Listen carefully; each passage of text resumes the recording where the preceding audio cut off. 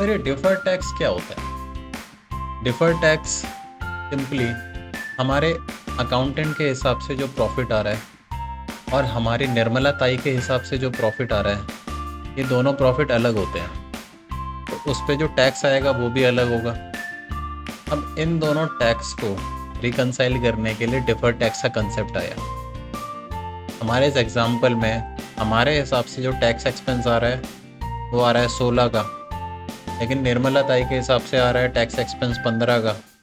तो साथियों, 1 रुपये हमारे लिए क्या हो जाएगा, एक लाइबिलिटी हो जाएगा जो हमें बुक्स में रिकॉर्ड करनी है। इस वजह से डिफर्ड टैक्स लाइबिलिटी का कंसेप्ट आया। इसी का वाइस वर्सा केस भी आप ले सकते हो, क्योंकि सेकंड पार्ट में हमने डिस्कस करा है।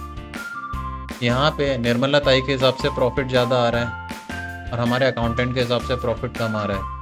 तो इस प्रॉफिट पे जो टैक्स बन रहा है अकॉर्डिंगली कम बन रहा है और निर्मला ताई के हिसाब से ज़्यादा बन रहा है। तो यहाँ पे अगर आप देखोगे, हम अकाउंट्स में जो टैक्स रिकॉर्ड करेंगे वो बुक्स ऑफ अकाउंट के हिसाब से करेंगे। तो यहाँ पे जो टैक्स आ रहा है वो आ रहा है 15, लेकिन इनकम टैक्स डिपार्टमेंट के हिसाब से आ रहा है 16। तो साथियों, यहाँ पे एक डिफर्ड टैक्स असेट क्रिएट हो जाएगा 1 का।